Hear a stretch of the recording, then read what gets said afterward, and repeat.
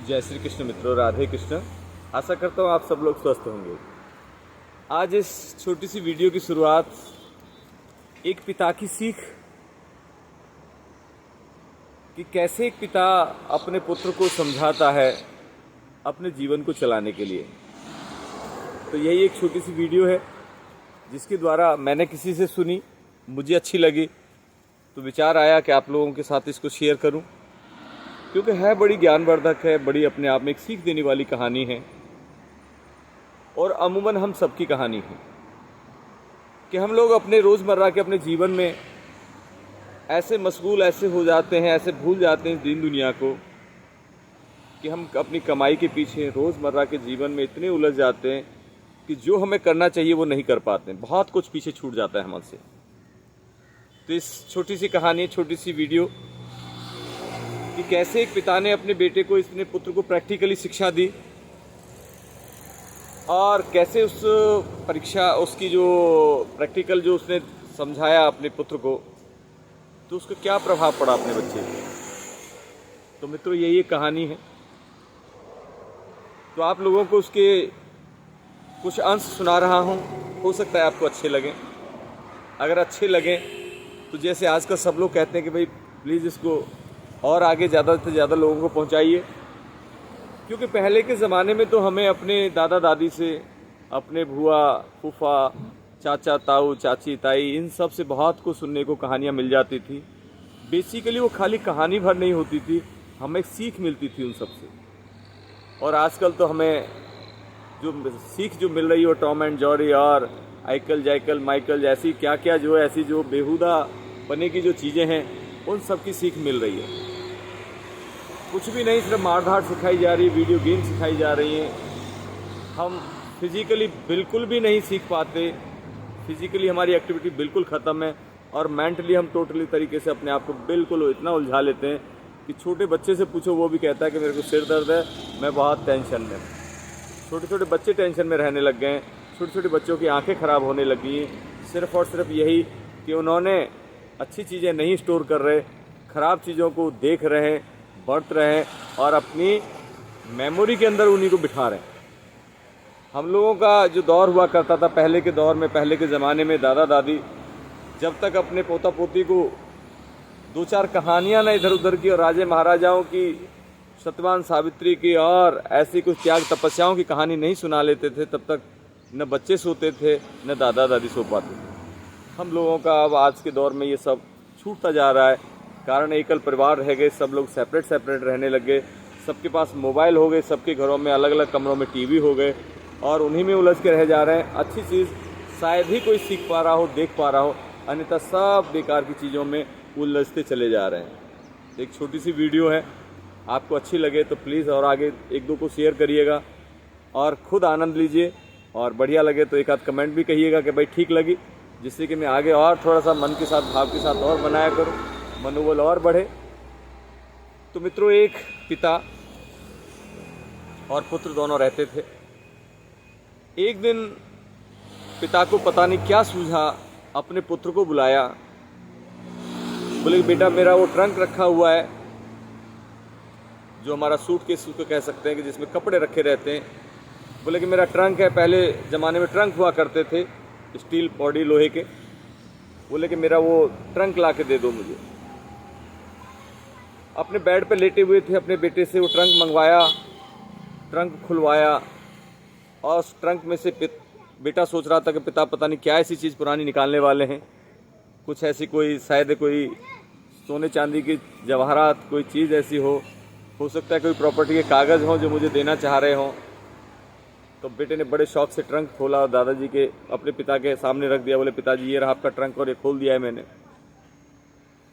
पिता ने वो ट्रंक लिया, खोला तो उसमें से एक जोड़ी जुराब निकाले, पूरी तरीके से छत विछत जुराब, जो नीचे से पूरी, जिनकी तली फट जाया करती थी, उनको नीचे तलियों को भी सी के जो लोग पहना करते थे, अक्सर करके पहने जाते थे। आजकल हमारे पास हो सकता है कि 8-10 जोड़ी हुआ करें, पहले के दौर में एका जोड़ी जुराब, वो भी फट जाए तो उनको सील के पहन लिया जाता था। और अक्सर करके जुराब जो फटता था, तली में से फटता था, तो फेंकते नहीं थे इतनी आसानी से, क्योंकि ऊपर से तो साबुत दिख रहा है। तो पिता ने वो जुराब निकाला एक पेयर जुराब। पुत्र को और पास बुलाया, बोले बेटा मेरा समय नज़दीक आ रहा है। तो बोले बताइए पिताजी मैं क्या करूँगा ऐसा जो आपको थोड़े सुकून मिले, थोड़े शांति लगे आपको। बोले कि बेटा मेरी इच्छा है, आखिरी इच्छा कह ले इसको या कुछ भी इच्छा कहे, मेरी इच्छा यही है कि तू जब मैं इस दुनिया को छोड़ के अलविदा कह के जाऊँ, जब मैं परलोक सिधारूँ यहाँ से जाऊँ, तो मेरी अंतिम इच्छा रहेगी कि मेरे इन जुराबों को मेरे पैरों में डलवा देना, मैं इन जुराबों को पहन के जाऊँ यहाँ से, ऐसी मेरी आंतरिक इच्छा है। बेटे को बड़ा आश्चर्य हुआ। बोले पिताजी इतने फटे हुए जुराब, इनको क्या पहनोगे? मैं आपके लिए बहुत सुंदर जुराब लाऊंगा, उन जुराबों को पहना के आपको विदा करूंगा मैं। ये क्यों फटे पुराने मेरे को जुराब दे रहे हो आप? बोले नहीं बेटा, मेरी इच्छा यही है कि यही जुराब तुम मुझे लास्ट समय पे मुझे पहना के भेजो यहाँ से। क्या ये मेरा काम पूरा करोगे? बेटे से प्रॉमिस लिया। बेटे ने कहा पापा ज़रूर मैं करूँगा इस काम को, ज़रूर आपको ये जुराब पहना के अलविदा करूँगा, मैं यहाँ से विदा करूँगा। बोल दिया। समय गुजरा, पिता का अंत समय आया और एक दिन पिता उसके स्वर्ग सिधार गए। जब पिता स्वर्ग सिधारे तो सब लोगों का जो शोक संतप्त परिवार को सांत्वना देने के लिए इकट्ठे होते हैं, सब लोग इकट्ठे हुए।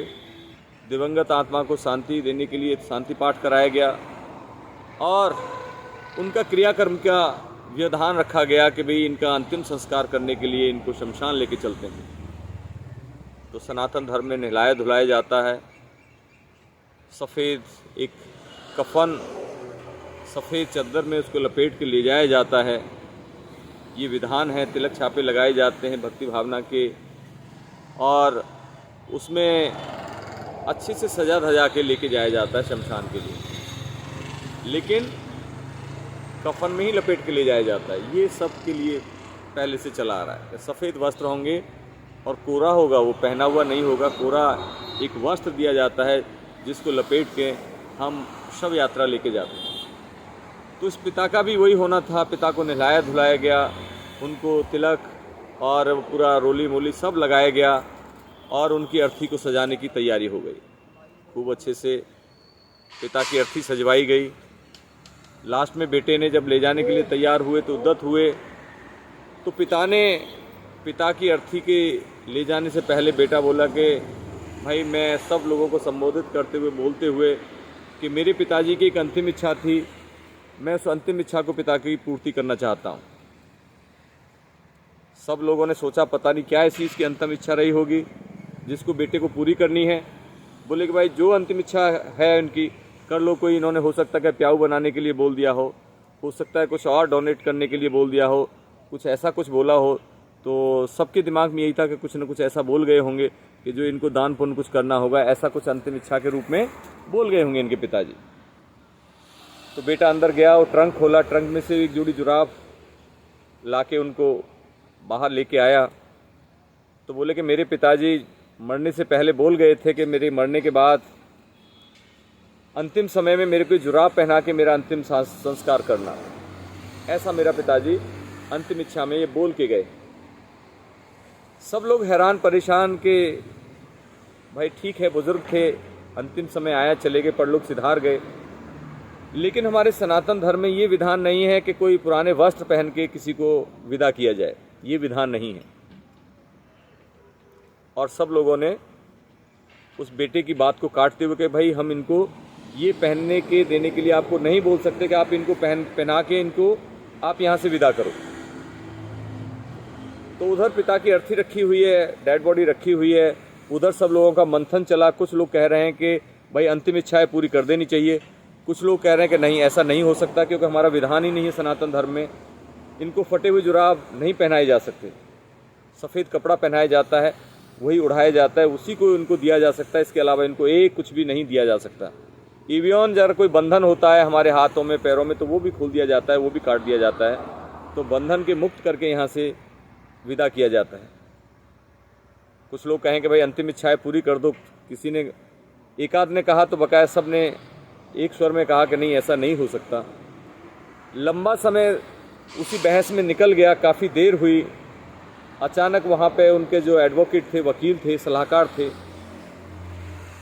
कुछ ही समय के पश्चात वो आ गए वहाँ पे। बोले भाई दादाजी मर गए, मेरे को पता चला, मेरा क्लाइंट थे और मेरे पास एक पत्र लिख के छोड़ के गए हैं कि जब मैं मर जाऊं तो इस पत्र को सबके सामने पढ़ के सुना दीजिएगा और पत्र को ये ओपन कर दीजिएगा, इस पत्र को। बहुत बढ़िया। बोले कि ठीक है भाई, पहले तो एक अंतिम इच्छा के रूप में पूरा झगड़ा डाल गए, अब तुम कह रहे हो कि कोई पत्र भी छोड़ गए, तो भाई तुम पत्र की भी बताओ, क्या पत्र में लिख के गए, आप इस पत्र को खोलिए, पढ़िए। वकील साहब ने वो पत्र पढ़ा तो उसमें संबोधन था अपने बेटे के लिए। अपने बेटे को संबोधित करते हुए उन्होंने लिखा था कि बेटा, वकील साहब जो पत्र लेके आए हैं, मुझे पता था इसकी ज़रूरत थी, इसीलिए मैंने वकील साहब के पास ये पत्र लिख के छोड़ा हुआ था। मुझे पता था कि मेरा अंतिम समय आएगा तो तुम मेरी अंतिम इच्छा को पूरी करने के लिए पूरी अपनी कोशिश करोगे और मुझे जो जुराब दे के गया था उन जुराबों को पहनाने की कोशिश करोगे पूरी। लेकिन उसके साथ साथ मुझे ये भी पता था कि हमारा विधान है कि ऐसे कपड़े नहीं पहनाए जाते जो पहने हुए हों और पहना के जो है नहीं भेजा जाता है। तो मुझे ये सब कुछ पहले से पता था, तो इसीलिए मैंने तुम्हें इस दुविधा में डाल के गया था। लेकिन खाली दुविधा नहीं है, एक तुम्हारे लिए सीख है। तुम्हारे लिए सीख छोड़ के गया हूँ कि मैंने इतना कमाया, इतना धन दौलत, कोठी बंगला, बहुत कुछ छोड़ के गया, लेकिन अगर मेरी एक इच्छा एक जुराब ले जाने की भी यहाँ से है तो वो भी मुझे नहीं ले जाने दी गई, नहीं ले जाने नहीं दी जा सकती हमें। हमारा शास्त्रों में विधान नहीं है। हमारे शमशान तक हम सिर्फ खाली हमारी बॉडी जाती है और उसके साथ जो उसका जो बनता है कफन तक, बस यही जाता है। उसके अलावा मेरी अगर यूज़ करी हुई चीज़ की भी अगर मेरी इच्छा है तो वो भी नहीं जा सकती। तो मैं इस एक जुराब के द्वारा तुम्हें सीख दे के जा रहा हूँ कि बेटा, जो धन दौलत आपने कमाई, मैंने जोड़ी, जो तुम्हारे पास है, समय रहते हुए इसका सदुपयोग कर लेना। जो तुम्हारी डिज़ायर, जो तुम्हारी इच्छा हो, उनको जीते जी पूरी कर लेना। अन्यथा आफ्टर डेथ, मरने के बाद कोई इच्छा पूरी नहीं होती। कभी किसी की इच्छा पूरी नहीं हुई है। पैसा चाहे करोड़ों अरबों कमाया हो, चाहे वो ईमानदारी से कमाया हो, चाहे बेईमानी से कमाया हो, लेकिन अगर एक इंसान की जब सांस निकल जाती है तो उस प्रॉपर्टी के ऊपर उसका कोई अधिकार नहीं रह जाता। उसमें से एक रत्ती भर नहीं लेके जा सकता। तुमने भी कोशिश करी, मेरी भी अंतिम इच्छा थी और मुझे पता था कि जाएगा कुछ भी नहीं, लेकिन तुम्हें एक सीख देने के लिए कि जिससे कि अगर मैंने तो नहीं संभल पाया, समय रहते तुम संभल जाओ। जो तुम्हें कुछ अपने जीवन में अच्छे अच्छे जो स्टेप्स लेने हों, बिफोर डेथ, मरने से पहले सब कुछ अच्छे स्टेप्स ले लेना। बुढ़ापा आएगा, बुढ़ापे के बाद कुछ नहीं कर पाओगे, जो न शौक मौज रहेगा, न कोई दान धर्म रहेगा, न कुछ भजन कीर्तन रहेगा। जब शरीर साथ नहीं देता तो कुछ भी अच्छा नहीं लगता। तो समय रहते जो कुछ अच्छा तुम कर सकते हो करिएगा और अच्छे से अपने जीवन को चलाइएगा। और मेरी ये आशा उसने, अपने पिता ने लिखी कि मेरी आशा भगवान से यही कहूँगा कि हे ईश्वर, मेरे पुत्र को मेरी धन धान्य से परिपूर्ण मेरी पीढ़ी खूब सुख भोगें। मेरी जो भी धन संपदा छोड़ गया इसका भोग करें, अच्छे से उपयोग करें, सत्कर्मों में लगे रहें। और ऐसे करके उन्होंने नीचे अपने हस्ताक्षर किए हुए थे। वकील साहब ने ये सब पढ़ाया। सब लोग सुन के स्तब्ध थे। सब लोगों की आंखें खुली और उन लोगों में से हमारी भी आंखें खुलनी चाहिए कि समय रहते हुए जाग जाएं, समय रहते हुए अपना जो कुछ बन सके अच्छा कर्म वो करते रहें। बुरा कर्म हमारे द्वारा एक भी न हो, क्योंकि हमारे द्वारा चाहे अंधेरे में किया हुआ कोई पाप कर्म भी भगवान से नहीं छुपता, ईश्वर से नहीं छुपता। ईश्वर से हमारा अंधेरे का किया हुआ कार्य भी, बहुत से लोग ऑफिसों में मंदिर बनाएंगे, शाम होगी माला चढ़ाएंगे, पूजा कर लेंगे, आरती कर लेंगे और फिर पर्दा गिरा के वहीं पे बॉटल खोल के बैठ जाते हैं। अरे जिससे कुछ भी कण कण जिसमें व्यक्तमान जो विद्यमान है परमात्मा के, आपके एक पर्दे से वो बंद हो गया। वो आपने कैसे मान लिया कि परमात्मा नहीं देख रहा? कैसे आपको लगा कि अब हमें बुरा कर्म कर लेना चाहिए? तो ईश्वर हमेशा सर्वव्यापी हैं, सब जगह व्याप्त हैं। यही सोच के अच्छे कर्म करते रहें, समय रहते हुए बढ़िया काम करें और हमेशा सबसे पहला सुख निरोगी काया, घूम फिर के वहीं पे आता हूँ कि बुढ़ापे तक हम स्वस्थ रहें, मस्त रहें और अच्छे कामों में व्यस्त रहें। यही ईश्वर से कामना है, यही ईश्वर से प्रार्थना है।